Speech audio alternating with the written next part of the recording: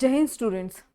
आप सभी का defence squad academy YouTube channel पर स्वागत है। मैं आपकी साइंस टीचर भूमि फौजदार लेकर आई हूँ आपके लिए 10th क्लास का HBSC का सैम्पल पेपर। HBSC ने अपना एक सैम्पल पेपर रिलीज़ किया है कोड ए का। तो मैं उसमें केमिस्ट्री पार्ट के क्वेश्चंस आपको आपके सामने मतलब सॉल्व कर रही हूँ, ठीक है। इनमें से जो भी प्रॉब्लम हो आप कमेंट सेक्शन में जा करके मुझे बता सकते हैं। अगर इनसे रिलेटेड कोई टॉपिक हो या फिर आप ही के सिलेबस का कोई रिलेटेड टॉपिक हो जिसके क्वेश्चंस यहाँ पे ना हो बट आपको कोई प्रॉब्लम आ रही तो आप मेरे को बता सकते हो। और अगर आपके 4 चैप्टर्स है, ठीक है। पहला आपका होता है केमिकल बॉन्डिंग इक्वेशंस वाला चैप्टर है। सेकेंड आई थिंक आपका एसिड बेस एंड सॉल्ट्स वाला है, ठीक है। और थर्ड आपका मेटल्स एंड नॉन मेटल्स है। और फोर्थ है आपका कार्बन एंड इट्स कंपाउंड्स। अगर इन चारों में से कोई भी चैप्टर में आपको प्रॉब्लम आ रही है तो आप मुझे बता सकते हैं।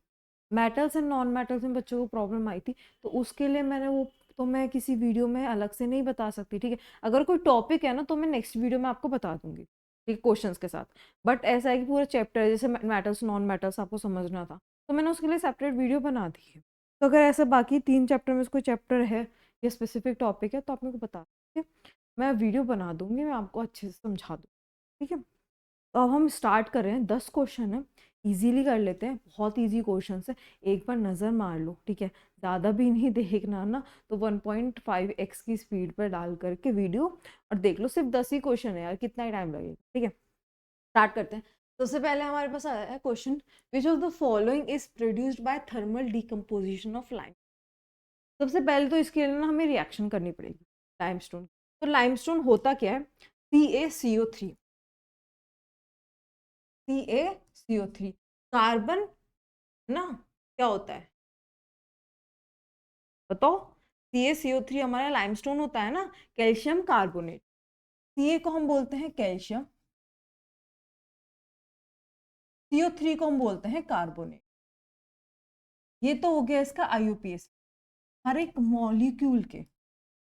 मॉलिक्यूल के दो नेमिंग होते हैं। एक होती है उसकी IUPAC नेमिंग, एक होती है उसकी कॉमन नेमिंग।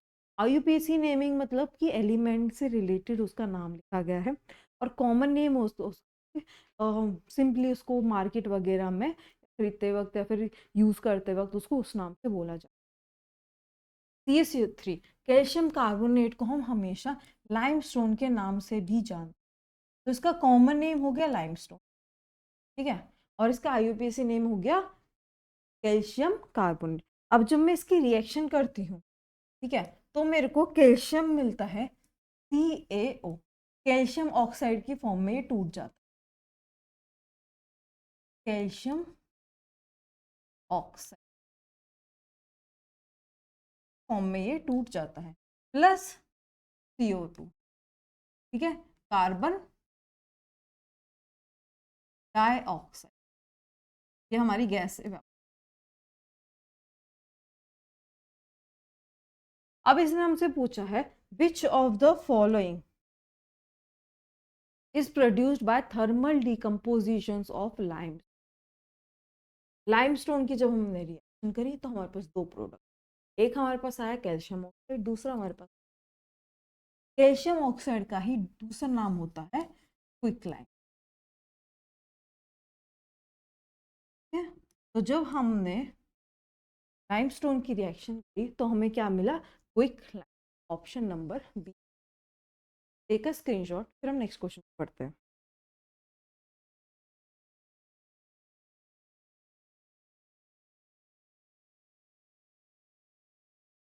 नेक्स्ट क्वेश्चन ही हमें बोल रहा है what type of chemical reaction occurs when aqueous solution of sodium sulphate and barium chloride are mixed. Okay, कौन से टाइप की रिएक्शन जो है पर आती है जब हम सोडियम सल्फेट NaSO4 की रिएक्शन जब हम करते हैं बैरियम क्लोराइड BaCl।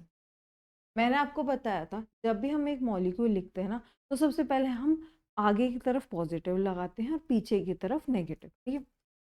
इसमें अगर मैं देखूं तो जो मेरा यहाँ सोडियम है ना, ये तो है मेरा पॉजिटिव, और यहाँ जो मेरा सल्फेट है ये है मेरा नेगेटिव। सेम ऐसे ही 2 है।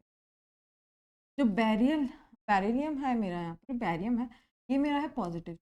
क्लोरीन जो मेरा है ये है हमारा नेगेटिव। अब ये कैसे पता लगेगा कि एटम है या फिर उसके साथ 2 न्यूक्लियस है, कैसे रही? इनका सीधा सिंपल सा फॉर्म आपको देखना है। जो फर्स्ट होगा ना होगा कैपिटल, जो स्मॉलेस्ट का मतलब अगर ये ऐसे होता NSO, तो इस मॉलिक्यूल के अंदर 3 एलिमेंट, एक होता मेरे पास नाइट्रोजन, ठीक है, नाइट्रोजन के बाद जो S है ना वो भी कैपिटल है, इसका मतलब वो अलग है, तो ये हो गया नाइट्रोजन। अब सल्फर के बाद S के बाद जो O है ना वो भी कैपिटल है, तो ये सल्फर भी हो जाएगा अलग, तो ये हो गया हमारा सल्फर, ठीक है। और ये जो ऑक्सीजन है, और यहाँ पर N के साथ जो A है ना वो कैपिटल नहीं स्मॉल है, इसलिए नाइट्रोजन नहीं सोडियम कहलाएगा, ठीक है। ये पहचान करनी आनी चाहिए कि एटम कौन से हैं और मतलब कौन सा एटम के सिंबल है, ठीक है। तो अब ये जाएंगे भी ऐसे ही, नेगेटिव जो है वो पॉजिटिव के साथ जाएगा, और जो ये वाला पॉजिटिव है ये इस नेगेटिव के साथ आ जाएगा। ये वाला जो सोडियम है ये जाएगा क्लोरीन के, और ये बनाएंगे NaCl प्लस, ये वाला जो बेरिलियम है ये जाएगा सल्फर, ये बनाएंगे BaSO। तो यहाँ पर क्या हुआ है, exchange of ions takes place,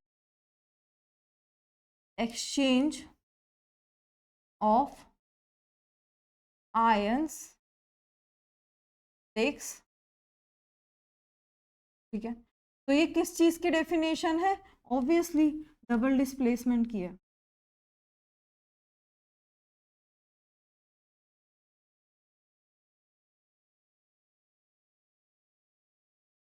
double displacement reaction.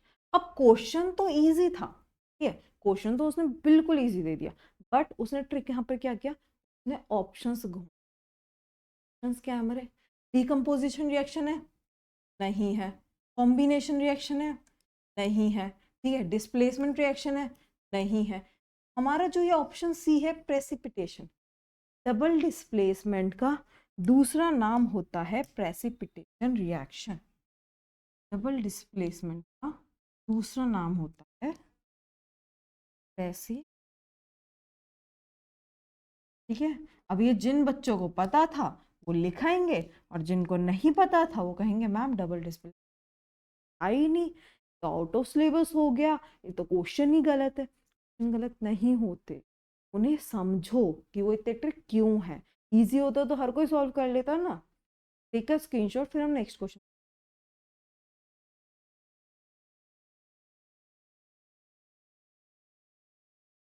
Next हमारे पास क्वेश्चन इसने दिया है, टेमेरिंड कंटेन्स डैश एसिड्स, बताओ कौन सा है, बहुत इजी है, टाइटैनिक एसिड,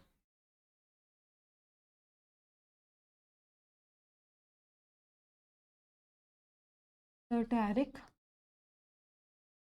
क्या, नेक्स्ट बढ़े, फिलिंग द ब्लैंक्स था। नेक्स्ट इसने question give an example of a metal which is the best conductor of heat. We all know that metals are the good conductor of heat and also the good conductors of electricity. But सबसे अच्छा heat का best conductor कौन सा है, ऐसा कौन सा metal है जो हीट को बिल्कुल भी ट्रांसफर नहीं होता, चांदी, ठीक है, चांदी, सिल्वर, सिल्वर हमारा एक ऐसा एलिमेंट है, एक ऐसा एटम है, एक ऐसा मेटल है जो हीट को बिल्कुल भी ट्रांसफर नहीं होने, तो इसका आंसर क्या होगा, सिल्वर, चांदी, AU। नेक्स्ट बढ़े,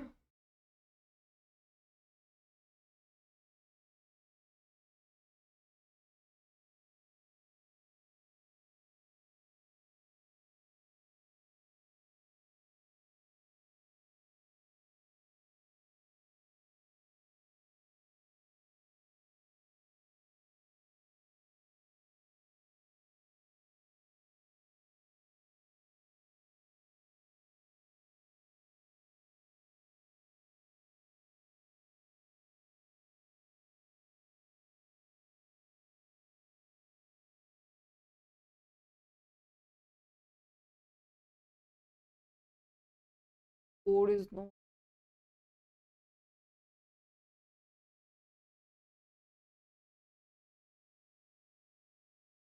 नेक्स्ट हम पढ़ते हैं।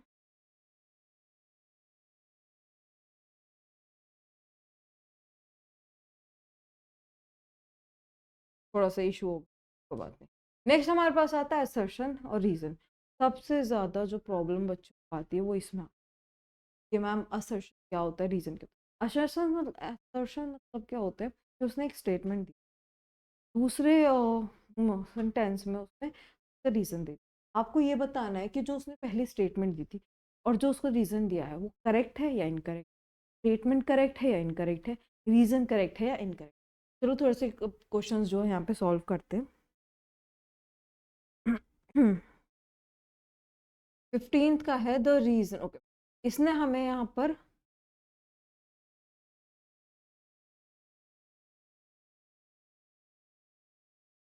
क्वेश्चन कटा हुआ है, इसमें अर्शन नहीं लिख रहा। एक मिनट देखती हूँ।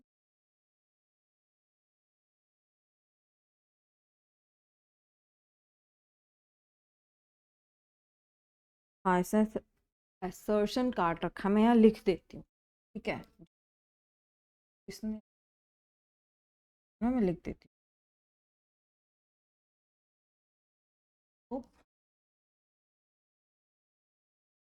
क्वेश्चन इनकम्प्लीट, मैं इसे कंप्लीट कम विद आर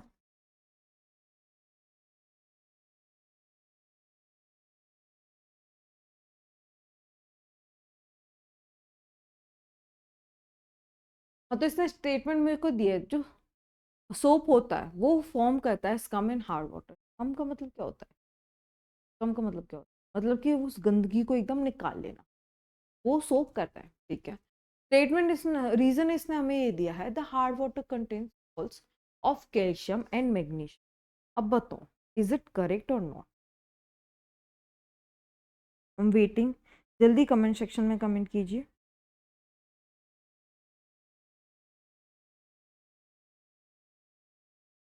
बताइए, सोप जो है स्कम रिड्यूस करता है, फॉर्म करता है हार्ड वाटर में। हाँ बिल्कुल सही है।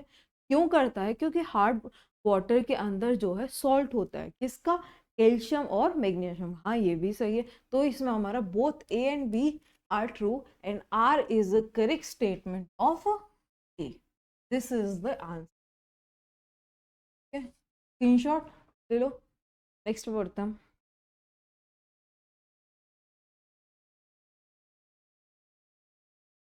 नेक्स्ट क्वेश्चन पे आते हैं हम। एक ही था इसमें।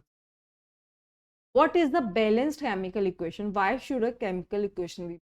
यार ये क्वेश्चन कितनी बार करवाया, कितनी बार करवाया। What is the balanced chemical equation? जो हमारी रिएक्टेंट और प्रोडक्ट साइड होती है, उसके जो एटम्स होते हैं वो इक्वल्स होने चाहिए, ठीक है। उस रिएक्शन को हम बोलते हैं बैलेंस्ड केमिकल रिएक्शन। और ये क्यों होनी चाहिए, बताओ कौन सा लॉ था हमारा जो बोलता है, law of conservation of mass है, बताता है कि रिएक्शन इक्वल ही होनी, क्यों होनी चाहिए। वो हमें कौन बताता है, law of conservation of. Write down the answer.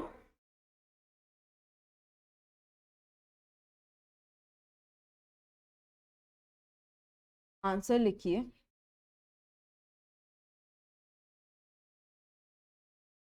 और reaction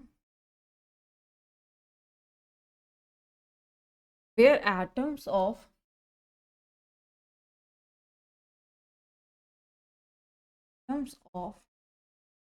each element present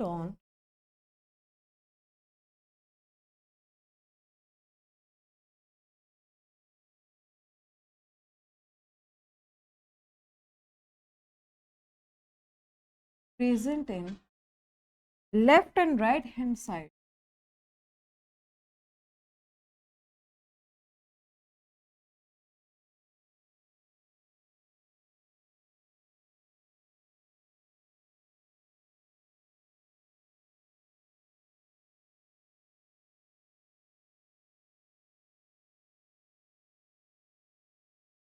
are equal।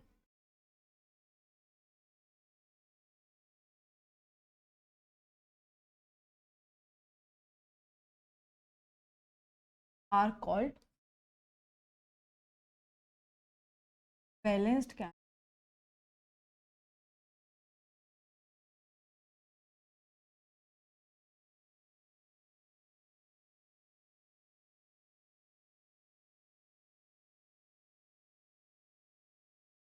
Next ये हमसे पूछ रहा है why should a chemical equation be balanced because of the law of conservation of mass. Okay, to satisfy the law of conservation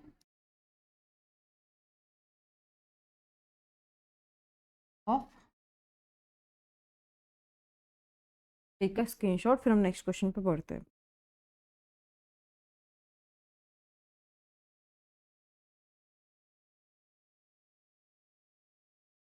next question इसने हमसे क्या पूछा है, why are carbon and compounds used as fuel for most application. Okay, ये तो ना 9th class, ये तो है नहीं, तो ये तो आपको आना चाहिए. कार्बन और के जो कंपाउंड्स है वो फ्यूल की तरह क्यों यूज होते हैं? क्यों? क्योंकि इनका जो इग्निश टेम्परेचर होता है वो बहुत हाई होता है. ठीक है, हाई का मतलब क्या है कि इजीली जो है फायर कैच नहीं करते. दूसरा क्या है, इनका हाई कैलोरिफिक वैल्यू होती है. ठीक है, तो दो आंसर है इसके, दो पॉइंट्स हैं, दोनों ही इंपॉर्टेंट ही लिख के आने.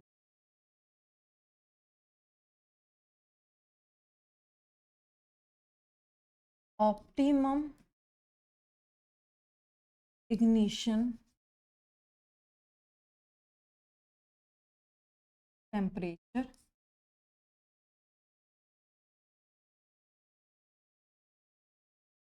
Second high calorific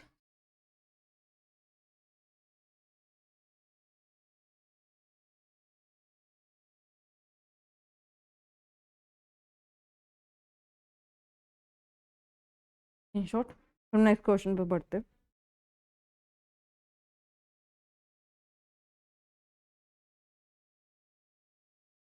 next question इसने हमसे पूछा है, equal length of magnesium ribbons are taken in test tube A and B. Hydrochloric acid is added to test tube A. ठीक है, while acetic acid is added to test tube B. Amounts and concentration taken for both the acids are same. In which test tube will the freezing occurs more vigorously and why? बताओ भाई. तो ये total हमारे पास है 3 marks का question.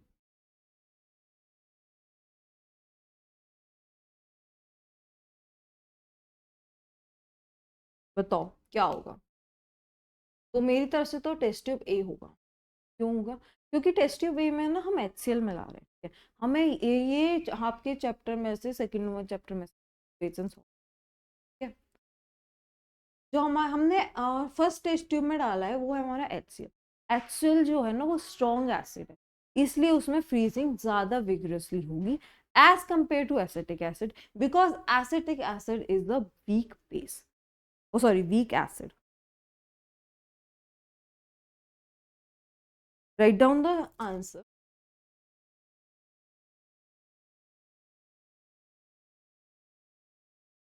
The reaction of the acid with the metal depends of the acid with the metal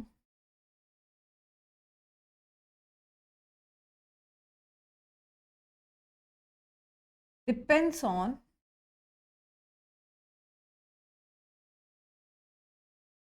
the strength of the acid.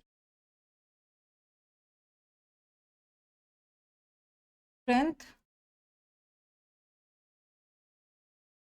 of the acid. As HCl is a strong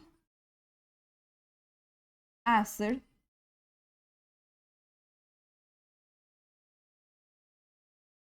it will give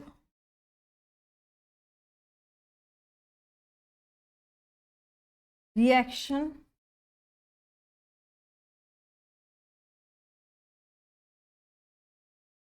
with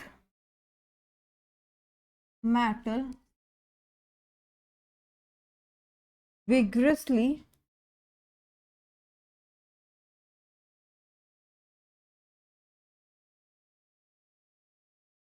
and evolve hydrogen gas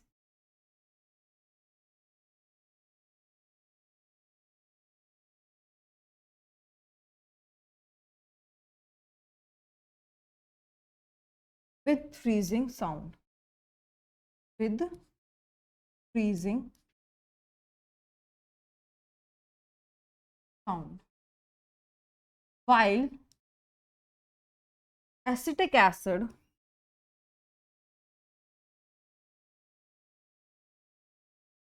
CH3COOH is a weak acid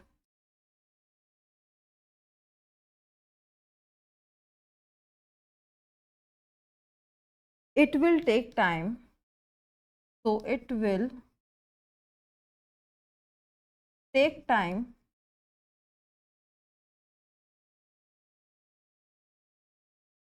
to react with the metal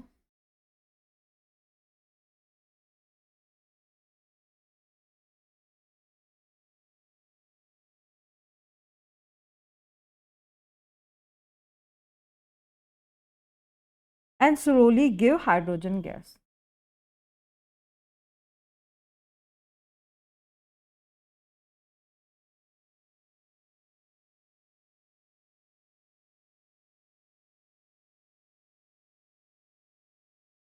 ठीक है, not take the screenshot.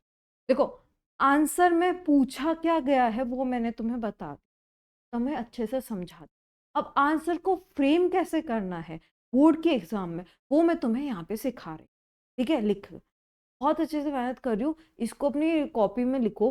हाँ, मैं ये कह रही हूँ कि तुम्हें एज इट इज बिल्कुल याद नहीं रहेगा किसी को। अरे मेरे को नहीं याद रहेगा, मेरे से आप कल पूछ लो, मैं एज इट इज लिख ही नहीं सकती, कल मेरी लिखने की स्टेटमेंट अलग होगी। बट कुछ जो पॉइंट्स होते हैं ना वो आपको याद रहेंगे। फॉर एग्जाम्पल, इसमें आपको याद रखने वाली कौन सी बात है, या फिर कौन से पॉइंट्स जो आपको बिल्कुल लिखने ही लिखने, that HCl is a strong acid. ठीक है, तो ये जब रिएक्ट करेगा मेटल के साथ, ये रिएक्शन देगा विग्रेसली एंड इवॉल्व हाइड्रोजन, ठीक है, विद फ्रीजिंग साउंड। और वहीं पे जो एसिटिक एसिड है वो मेरा वीक एसिड है, तो it will take time, that's it. ये जो 3-4 वर्ड्स है ना जो मैंने अंडरलाइन किए, दैट आर इम्पोर्टेंट, लिख लो। ठीक है, पूरी तरह एज इट इज याद आपको नहीं रहेगा, मुझे मैं जानती हूँ अपने बच्चों को। ठीक है, बट मैं बस इतना कह रही हूँ, कुछ तो याद रहेगा, कुछ तो रहेगा। ठीक है, इंपॉर्टेंट जो वर्ड्स हैं वो तो रहेंगे। अब तो मैंने अंडरलाइन भी कर दिया, अब तुम अपना कॉपी में लिखोगे, उनको अंडरलाइन करोगे, तुम्हें खुद को याद रहेगा। ठीक है, और टेक है स्क्रीनशॉट, फिर हम चलते हैं, 2 क्वेश्चन और रह गए।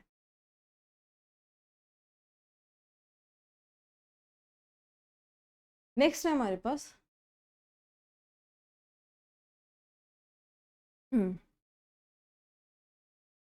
draw the electron dot structure of following compounds or how would you name the following compounds। Okay, सबसे पहले तो हम ये आते हैं, मीथेन है, CH4, ethene CH double bond, और क्या methanal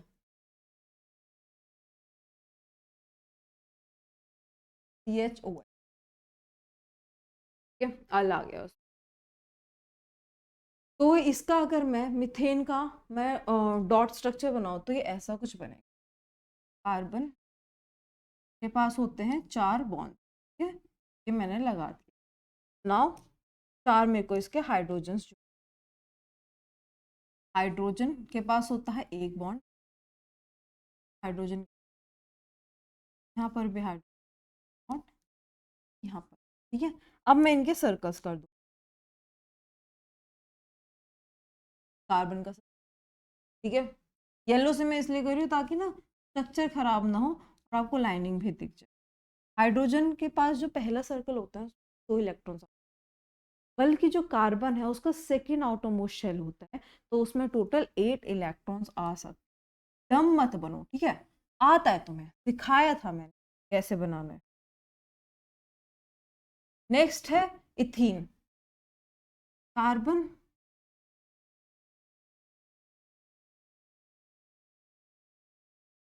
1 2 3, next carbon 1 2 3, now comes hydrogen.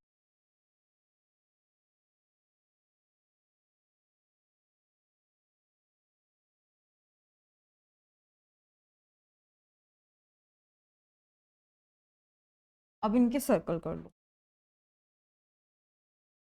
सबसे पहले मैं करती हूँ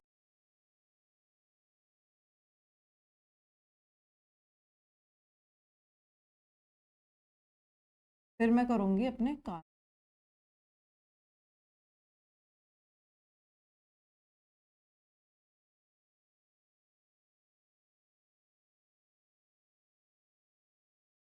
नाउ टेक अ स्क्रीनशॉट, फिर मैं उसके बाद मिथिलिन, मिथिलिन को बना ही देती हूँ मैं ना।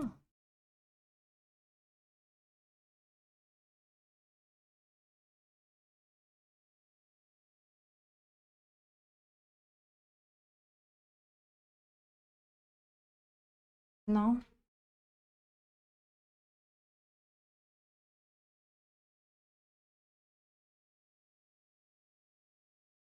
हाइड्रोजन, हाइड्रोजन, फिर कम्स दी ऑक्सीजन। अब मैं इनके सर्कल बना लूंगी।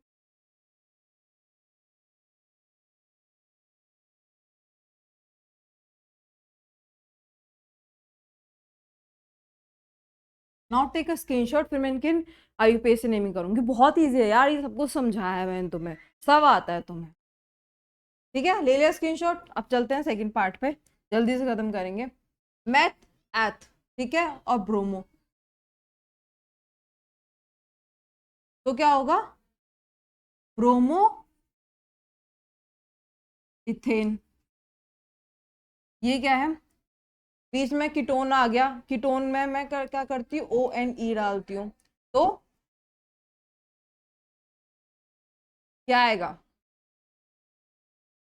मैथ एथ प्रोप, प्रोप 2 ON, ठीक है।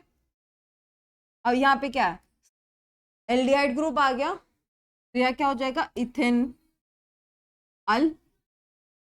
Take a screenshot, next question पे चले।